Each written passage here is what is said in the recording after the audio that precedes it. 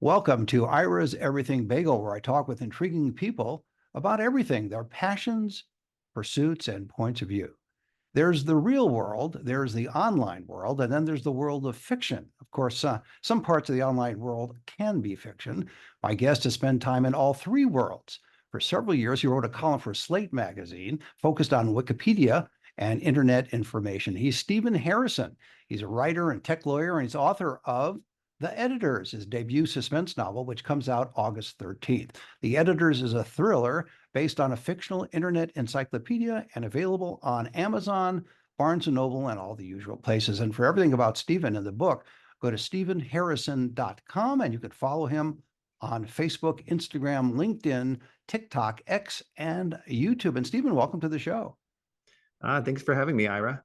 Yeah, it's a pleasure. So this is a story about Morgan Wentworth, which we'll get into. But first, a little bit about your background. What possessed you, if that's the term, what possessed you to write a novel as opposed to a nonfiction book? Since your background is in law, you're an attorney, you also write an awful lot on nonfiction matters. So why did you decide to write a fiction? Yeah, well, I had, like, as you said, covered Wikipedia as a journalist for several years, but I also just sort of had in the back of my mind, this could make for a really good suspense novel. And I think part of it was there's so many actual Wikipedia editors. There are like 1,500 core Wikipedia editors, and that's way too many characters for a novel. But if I could just distill it into some key attitudes, sort of some key conflicts, and kind of, they say, Faulkner said that, truth or that fiction can actually sometimes be truer than journalism. And I think that's kind of what I was trying to do, just show kind of sort of the key arguments in the form of fiction. And when you decided to write this, because of your background, did you have to do too much research? You already had it all in your head. Yeah, I had to do research. I think I was trying to just kind of come up with the different voices for the different characters and kind of what they represented, thinking about symbolism. I think also one of the goals, another reason that it was in fiction form is because, I didn't really want to hurt anybody in real life or their identities, right? These a lot of people might not know this on your show, but Wikipedia is censored in a lot of countries like China. It's, illegal to access it. And so I wanted to, talk about some of the issues that people would be facing if they lived in one of those censored regimes without actually putting those real life people in jeopardy. And I think fiction allowed me to do that. Yeah, that makes a lot of sense. I found it ironic. I looked for you on Wikipedia and couldn't find you. I found other Stephen Harrisons. So is this a backlash to your upcoming novel here? No, oh no, I do not yet have a Wikipedia page, but I tell people I'm actually okay having a Wikipedia page. I can't tell you how many emails I've gotten from people that say there's something wrong with my Wikipedia page. Can you help me fix it? And I think if someone wrote a Wikipedia page with me, I guarantee there would be one thing that I'd object to or think is not quite right. And so no Wikipedia page for me at All this right. time. I think there's about four other or five other Stephen Harrisons. So you've got some great background. So you're in good company in that Yeah, sense. that's right. Yeah, there's an Yeah. athlete and like an Australian member of parliament, if I remember. So Scientist, I that's think, was okay. another Yeah, one too. Yeah. So that's right. Yeah. you're doing good. Well, because of your background in writing and you're used to writing articles, when you started to plot the novel, and we can get in a little bit more detail about it, but I'm intrigued by how you set this all up because it's a different genre. So as you say, you're looking to minimize the number, not thousands of editors, you're looking to minimize the number of characters in the book. Were you able to conceptualize it from the very beginning, or did it take a while? You kind of laid out some of your ideas and then it flowed from there. Oh, it definitely took a while. I started this book when I finally listened to the voice in the back of my head that said it's a novel, it's a suspense novel. I started in February 2020, but I actually didn't know what the central conflict would be from an information perspective. I didn't know what the editors would be, fighting about, or that what would bring them all together. And then, of course, in real life, March 2020 is when the pandemic hit the United States and we had lockdowns. And not only did that give me a lot more time to write, but it gave me this topic that all of the editors all around the world and in the characters in my novel could be thinking about the same thing and how it played out in the encyclopedia. And so I think that it definitely took some time. And then also with my publisher Inkshares, they really care about the final product. And I worked with a developmental editor there for the course of multiple years. And I kind of at the beginning, I think I was doing what I like to think of as like the Game of Thrones approach. I had sort of too many characters, and Hmm. it's a standalone novel. And I got it down to 4 viewpoint characters. And I think that's for the best, to go deeper with the characters rather than having sort of shallow interpretations of the characters. Yeah, and I mentioned your lead character, Morgan Wentworth. He's a recently laid off freelance reporter. And you've always been working as a freelance writer. So are there parallels to your own personality and background within Morgan? A little bit. I think that, the whole time that I've been writing, I've also had a full-time job. I've worked as a lawyer, a corporate lawyer, and I think that that's allowed me the freedom to go after the novel and to write. But I wanted to, with the character of Morgan, I wanted her to experience some of the financial precarity of being a freelance journalist, because it really is ups and downs. Sometimes you get, publications that buy your work, and then sometimes other times, the pandemic being one example, it can be quite slow and quite difficult to sell your work. And I think that, in Wikipedia relies on reliable sources from journalistic outlets. And so it was kind of a natural mirror of, to have the journalist whose work is being cited on the Wikipedia type site Infopendium be one of the characters in the novel, along with the editors who are curating the information. Did you find that your knowledge of Wikipedia, and you use a different name in the novel, do you find that that inhibited you a little bit, or did it free you because you knew the background of how these things work? Or was it more of a challenge to not get too deep into some of the weeds because a reader might get lost with your background and technical knowledge of how that all works? Yeah, I think a little bit of both. I think that by switching it to Infopendium, I was able to focus on sort of key concepts. I think that Wikipedia famously is very Byzantine. It just has tons of policies, right? And I boiled them down to 4 main policies for purposes of the book. It's aim for neutrality, we need better sources, anonymity is fundamental, and keep developing.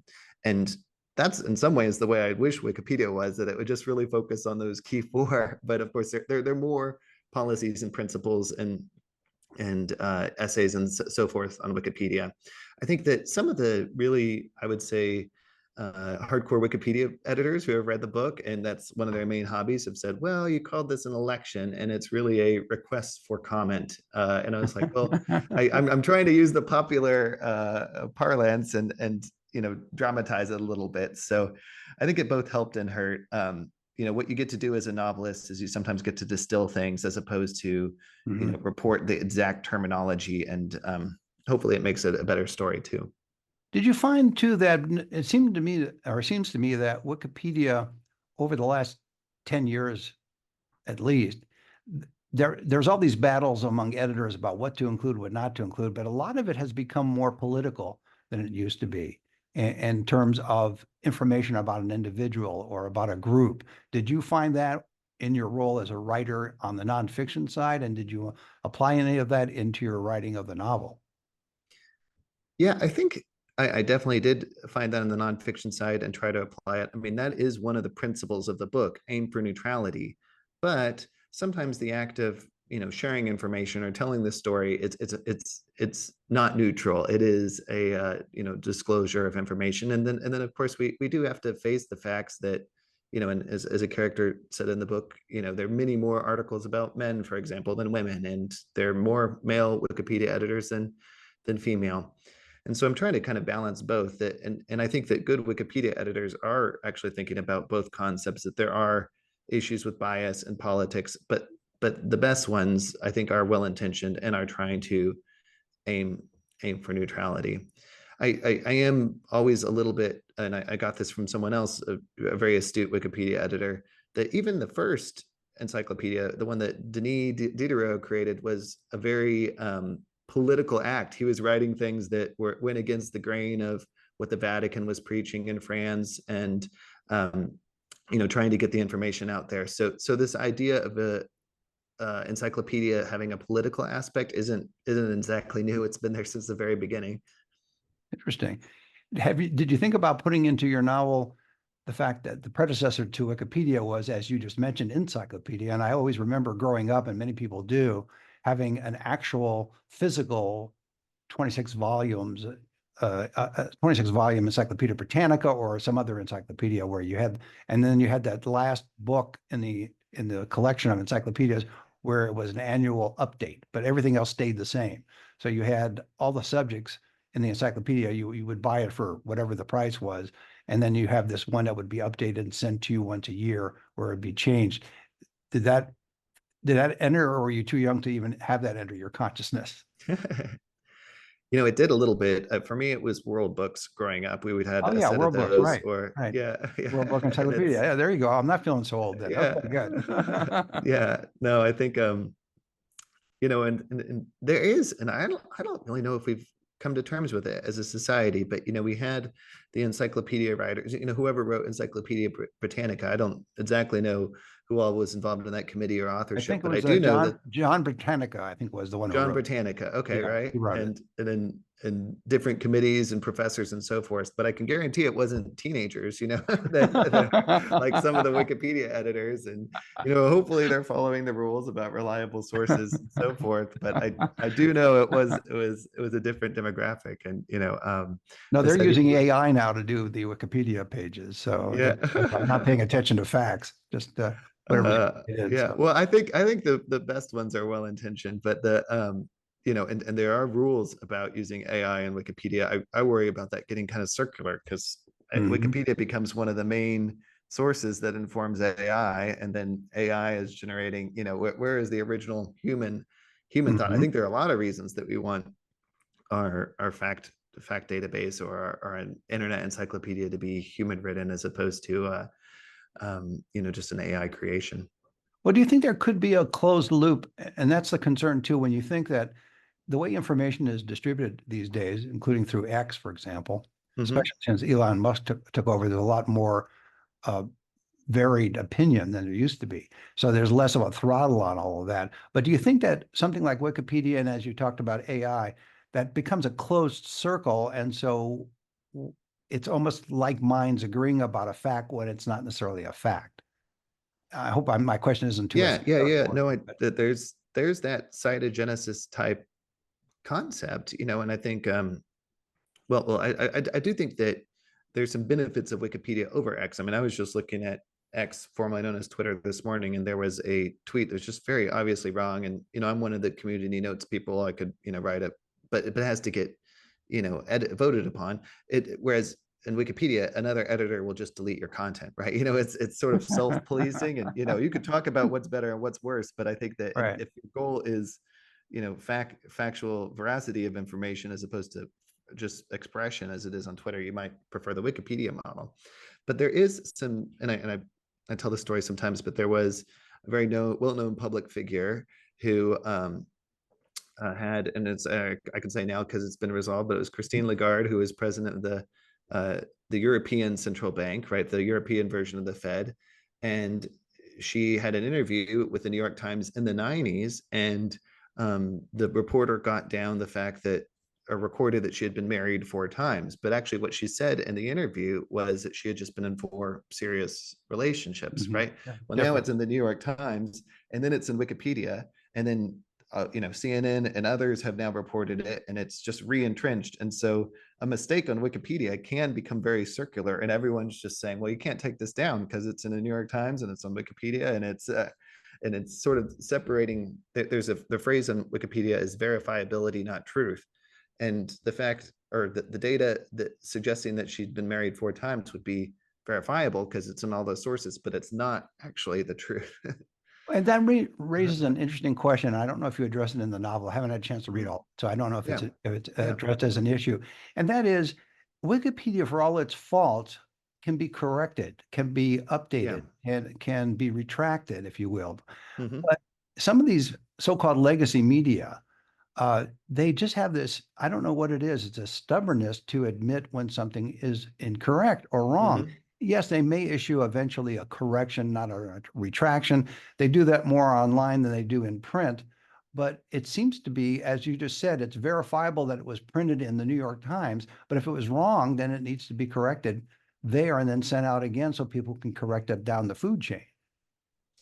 Well, I think that's exactly right. That media or traditional media needs to have the integrity to print retractions right there on the article, or in a public way.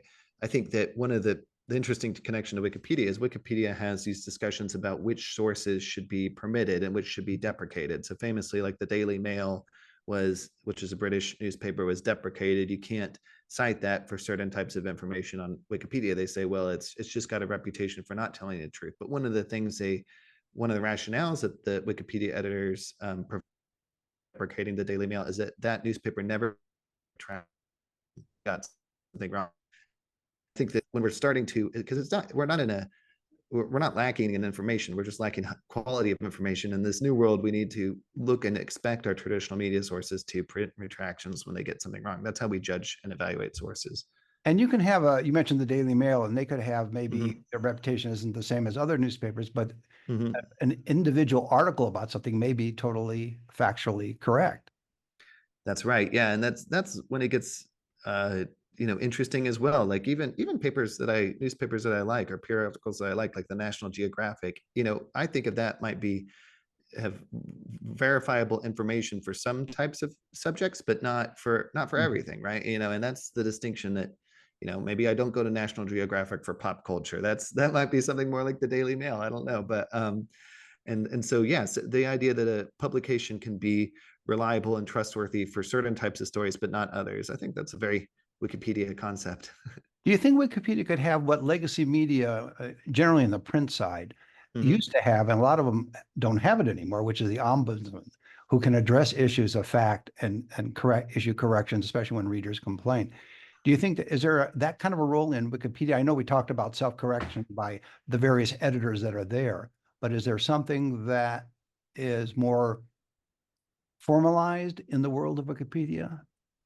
Yeah, it gets pretty meta pretty quickly, because sometimes there's a professor who two professors who wrote an article about how the history of the Holocaust was described in Poland, and whether it was an accurate description of events in Poland. And of course, Poland was affected, just enormously, like suffered hugely during World War II. So you end up with these professors who are saying, well, the description isn't quite right on Wikipedia, that there's gaps and distortions and things like that. And then the Wikipedia editors are saying, well, can we get it right? Right. So it's Mhm. kind of two, I'd say that's two realms of correction. You have sort of outside commentary, and then you have the internal debate among editors about how the information can be made more accurate. But I think that what's tricky about all of it is it requires more participation, because if you have are trying to write a more accurate encyclopedia, or wanting Wikipedia to be more accurate, you kind of need to get your hands dirty and get involved, Mhm. or else it's just the people who are more motivated than you. They kind of control the narrative. Yeah, and that's where it gets a little Mm-hmm. political because you have certain Mm-hmm. people that are ideological one way or the other, and they're much more Mm-hmm. to the nitty and the gritty and all that work that has to go into checking everything and making sure it's right, or at least positioning it a certain way. Getting back to the editors, when you wrote the book and you were Mm-hmm. able to narrow it down to X number of characters to tell this story, were you surprised when you were writing it that sometimes because your legal background is such, so you're using a different part of your brain for this novel. Were you surprised at where the story went and that it was not necessarily coming directly from your conscious thought? What I mean by that is you knew where you wanted to go with the novel, but as you wrote it and developed the characters and the interaction among the characters and the action, that your subconscious took over a little bit, and all of a sudden you're surprised you're writing it slightly differently as time went by.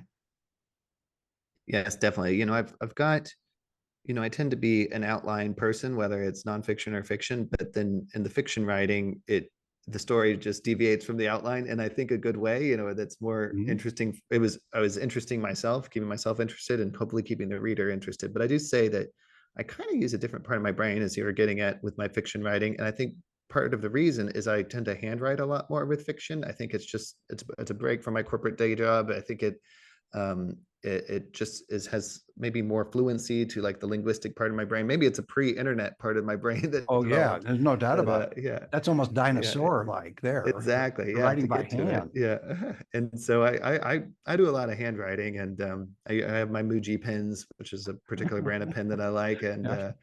and do it that way, which is I just mentioned that because I think that is extremely strange to some people to be handwriting a novel that's inspired by Wikipedia, but that's what I I, did, or I that's how I love it. did a lot of it. I Yeah. like the irony of it. So in Yeah. that sense, do you find though that this is just a really trivial question, but since you Yeah, mentioned yeah. writing by hand, do you ever get to the point where you write for 15, 20 minutes, now you find your fingers hurt because you're not used to keeping the pen on the page and writing and writing and writing, or do you get lost in the writing and you're fine until you finish?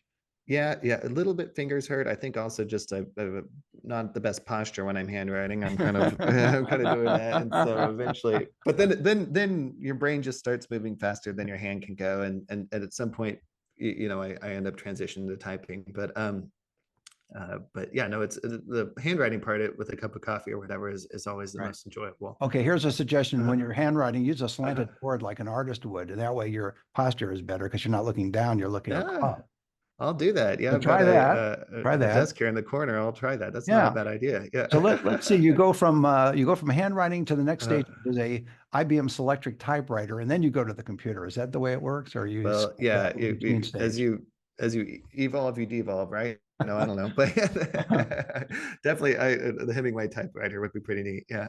Yeah, I can see working that. So many people you talk to today have a typewriter, and yet there are people that have collections of typewriters, which from going back to the 1800s, which is kind of nice. Well, getting back to the novel again, now, did you Mhm. come up with the title, or did your editors come up with the title? Which are the name of the novel is the editors, but who came up with the title? Oh, that's a really good question. When I started the folder on my desktop, when I wasn't handwriting, I was doing some things on my desktop computer. I named it The Editors sort of as a working title. And then when I was marketing the book to publishers and agents and so forth, I went with Infodemic because I thought it would be more, in some ways, a more catchy title. And as you know, part of the story takes place during the pandemic. And then later, when we were getting pretty close to publication, it comes out August 13th, we were thinking, and this is about maybe 9 months ago now, 6 or 9 months. We went back to the editors and we just said, I think it's more literary. It's kind of mysterious and intriguing, and people have a lot of um, preconceptions, or maybe they haven't even thought about the people who maintain an Mhm. internet encyclopedia. And so I kind of like the mystery of the title. Yeah, no, I like it too. In your novel, Infopendium is banned in China, and we talked in earlier about the fact that their Wikipedia itself in real life is banned in there. By writing it, do you anticipate some pushback from any market sales in China for the book? I have some concerns, but I think that I was always going to have that issue. I mean, whether it's about censorship of a website or just the subject matter of the story. In the story, I have a character who is working on behalf of the CCP and trying to influence online narratives, which we do have evidence that China was trying to do at the start of the pandemic, and since then, of course, too. And it's possible that I'll take a hit to sales in China, but I might not have ever had those sales to begin with. I'm just concerned whether you would even be able to sell it in China, I guess, based on the approach. That's why I raised the question. It's a good question. I think that I'm always without revealing any sources. That's really important. I get a lot Right. of emails from editors in China, and I'm convinced that they'll find a way to get the file one way or the other and read the book. Okay. Yeah. Because this is a suspense novel, the editors available on Amazon, Barnes and Noble, and all the usual places. It's a suspense novel. This again is off your or out of your wheelhouse in a sense because you usually write nonfiction and you do a lot of it as well as your legal work. How do you feel comfortable writing in a sense, in creating suspense within a novel? In other words, because that's not your natural field, it seem to me to be a challenge. Was it? Oh, it was a challenge, I think. But when I started it, I was thinking about what are some of my goals for my career, and I want to write suspense novels. And I'm working All on the right. next one. I can talk to you about that too. So I think Sure. it was time to get started. But it's also, I think, a big question for, or something to think about for writers is, what do you like to read? And I really like reading, Dan Brown and other types of suspense, and and and and I don't want to just read nonfiction all the time. Sometimes I do, but not always. And so I think that was kind of guiding me towards this novel direction. Before I let you go, what do you want folks to take away from your novel? If there were maybe three top things, again, it's fiction, but it's based on a lot of things going on in the real world. So, what are maybe the top three or top two, or just one that you have of things you'd like Yeah, people sure. to? Top three things I'd say that there aren't many people who edit Wikipedia, and I think it was worth the exercise to kind of unmask them and think about their motivations and why they might be driven to this. Second is the international piece. As Wikipedia or Infopendium in the book is banned in China, and I want to communicate sort of the dangers of that, how countries that prohibit free exchange of information are I think hurting their own citizenry, and it's certainly really brave when Wikipedia editors are editing from those countries. And just number three, just how influential Wikipedia is, because I think even those of us who are saying, well, I don't read it, that's not my main source, well, it influences you anyway, because it comes up in every Google search, it comes up in AI now. And I just want people to think about that. And we have a lot of novels about various things that are happening in society, but I don't think we have that many novels about internet issues, and like that's something that we deal with every day. And I think that I want my fiction to be contemporary and kind of relevant for people. You may have created a whole new genre. Hopefully, yeah, the internet novel, the Yeah, Wikipedia internet inspired fiction novel. suspense. Yeah, I love it. That's great. Yeah, yeah. Well, that's a great way to leave it. My guest has been Stephen Harrison, and that's Stephen, because there's two ways to spell Stephen. Stephen Harrison. He's a writer and tech lawyer. He's author of The Editors, his debut suspense novel, which comes out August 13th. For everything about Stephen and the book, go to stephenharrison.com, and you can follow him on Facebook, Instagram, LinkedIn, TikTok, X, and YouTube. And Stephen, thanks for being on the show. Thanks so much for having me, Ira. Sure. And join us every Thursday for a new schmear on Ira's Everything Bagel.